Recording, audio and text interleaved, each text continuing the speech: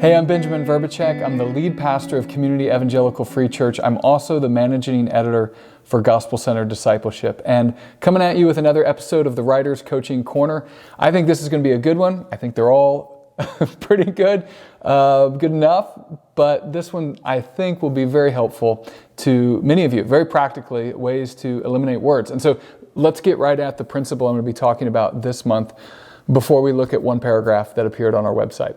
So the principle is this: good writing minimizes logical indicators and intensifiers. So that's the principle.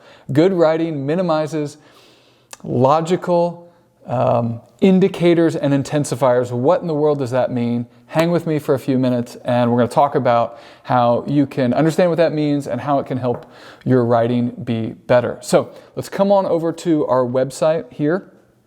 As we scroll down and look at articles, we're going to go to this one right here, Unless the Seed Dies. Unless the Seed Dies, this is a riff on a passage from John 12, and so Tom Sigamora wrote this. He's been a faithful contributor, regular contributor. He's a pastor in California, and this is part of the series we're running, kind of behind the scenes, called about life from ashes. That's what it says. So the story his article begins several paragraphs. I want to come to this paragraph right here. It says, "We come from unique backgrounds." But before I read it, click over to Tim Challies here, a la carte, March 19th, day after the article appeared. We're going to scroll down, few articles, third, fourth one, Unless the Seed Dies. And what does he say? A sweet bit of writing. Now, if Tim's going to call it a sweet bit of writing, we got to talk about what's making it so good. And I'm going to talk about, could mention several things that's making it good that are there. And what we're going to be talking about in this episode of the Writers Coaching Corner are things that are not there that make it so good. So let's go back over just to our website to read it there. So Tom writes, "We come from unique backgrounds." Now this is about two churches merging together, and you just have to read the article to understand that better, but it's kind of poetically written here and very concrete and imagistic, which are the things that are there that make it a good article. "We come from unique backgrounds and paths of life as diverse as the potluck table. Chili rellenos." Now, I can't roll my R's or L's or whatever, and you can tell I'm trying to read that as best I can. Chili and chow mein sidled next to green bean casserole. There's something I can read a little easier. "We are white and colored, Asian and other, a molted crew from nursery to our 90s. We vote on different ballots and think in different ways. Surely, strangers who engage in such an intimate act of worship have no business with each other this side of glory as we learn again to be the church." All right, there's the paragraph. I think it's beautifully written. Again, so concrete, so imagistic, coming very much down the ladder of abstraction. I have another article or video on what is the ladder of abstraction. But he is on, like they're talking about diversity, talking about coming together. He is on the bottom rungs in very helpful ways when you're talking about the ladder of abstraction. Now, to understand what's not there, these logical indicators and intensifiers, I want to come over to first resource. I want to mention several short sentences about writing. Verlyn Klinkenborg, okay? So this is an interesting book. I don't know how well you can see it. I'm going to try and reflect it when I put the words on the screen. It's almost written in like free verse poetry to some degree. But I'm going to read a bunch, and it's going to be worthwhile, so hang with me as I do it. But he's going to talk about what are these intensifiers and logical indicators and why they should not be in our writing. So let me read to you for a bit. "The logic of writing, as you learned it in school, turns out to mean little more than an obsession with transition and the scattering of rhetorical ticks, overused, nearly meaningless words and phrases. What are they? In fact, indeed, on the one hand, on the other hand, therefore, moreover, however, in one respect, of course, whereas, thus, these are logical indicators, emphasizers, Intensifiers, that's where I'm getting my words from. They insist upon logic, whether it exists or not. They often come first in the sentence, trying to steer the reader's understanding from the front, as if the reader were incapable of following a logical shift in the middle of the sentence. I'll just pause here in the middle of the sentence. It's a little bit contra Strunken White, where he talks about the poor reader being so helpless, and we should help them. Now, I think that can be true as well. We need to hear both. But this book, one thing I really love about it, it exalts the reader, a good reader, reading words that a good author has written. So the whole approach here is a sophisticated, thoughtful, caring reader, and if the writer responds to them with sophisticated, thoughtful, caring words, they'll get along really well. So anyway, he's saying, trying to steer the reader's understanding from the front, as if the reader were incapable of following a logical shift in the middle of the sentence, as if the sentence had been written in the order the writer thought of the words, without any consideration. These words take the reader's head, between their hands and force her to look where they want her to.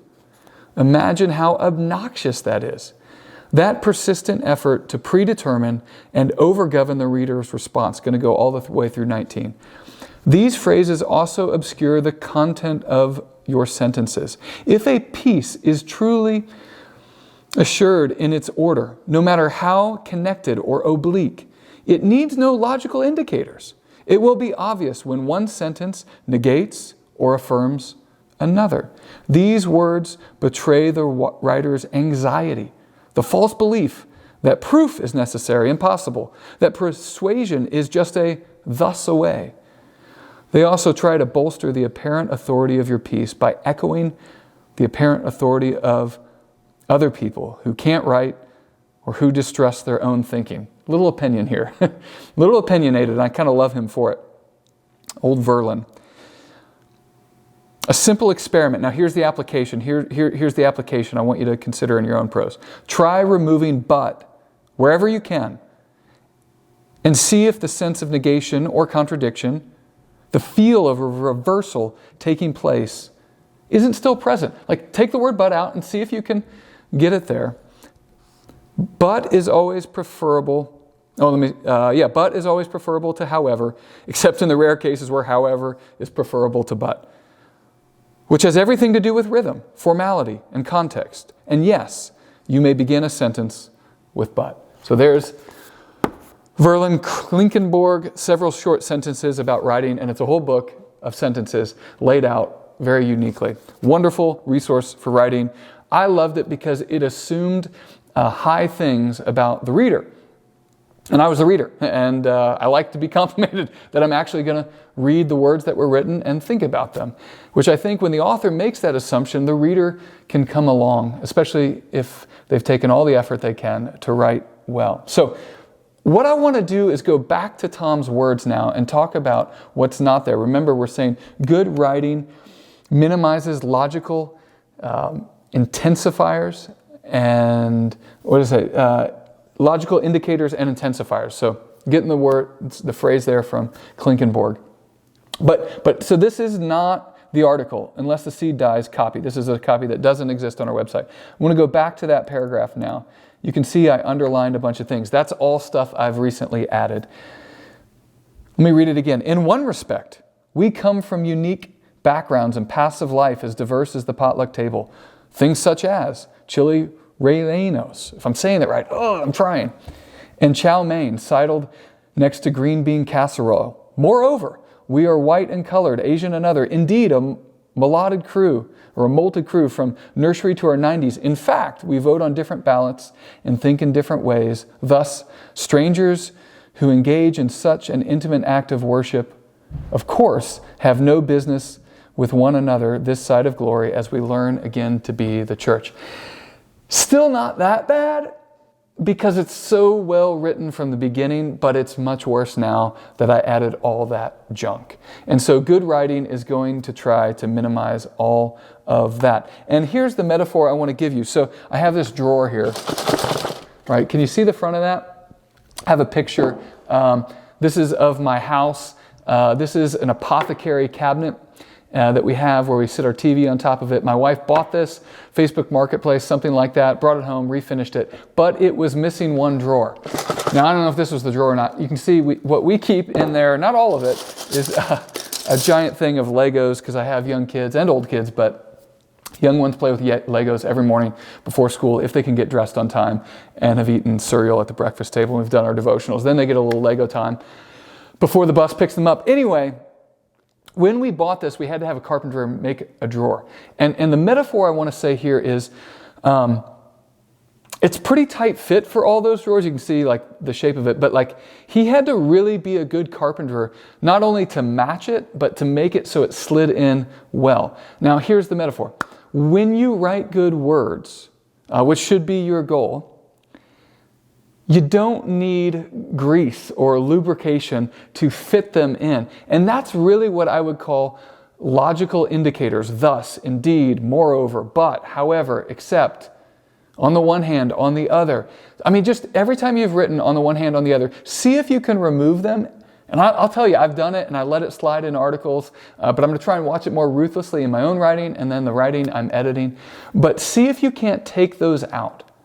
Because those are not the words that do the work. They're the words that should be helping the work sparingly. So again, the metaphor is like this drawer, right? What you should be doing is trying to write good words such that they only need a little grease, right? If that drawer, if the only way you shove it in was a ton of grease, then you should have made a better drawer. You should have written better words. And so that's my encouragement to you. Be better, write better. But I didn't just, go tell you to keep warm and well fed in the books of James. I tried to give you some ways to do that. Remove those words, and if you don't, and you submit to GCD, we'll try and remove them for you because we love you and we love our readers. And we think that when we write good words, we'll get good readers and help them. Speaking of helping, I have with me a mother-held Lara D'Entremont, Essays on Anxiety and Motherhood. She is by far, certainly in the top 10 of our best staff writers. I don't think we even have 10 staff writers. So it's a little silly to call her in the top 10. I'm not going to label her the best, or I don't want to make 9 other people mad at me. But I will tell you, she is good with words. And this is her first published book, Calla Press. And I've just started poking around in it. And I'm not going to read any more to it because this video might already be a little long. But I just go buy it, support one of our writers, and especially if you're a mother. If you're not a mother, buy it for someone who is, or read it yourself just to understand what it means to have anxiety and motherhood. And I think you'll be helped by that. I don't know how many times she uses the word moreover, or thus, or indeed, or of course. But I would bet she uses them sparingly because she is a good writer. So thank you for watching. We'll see you next month.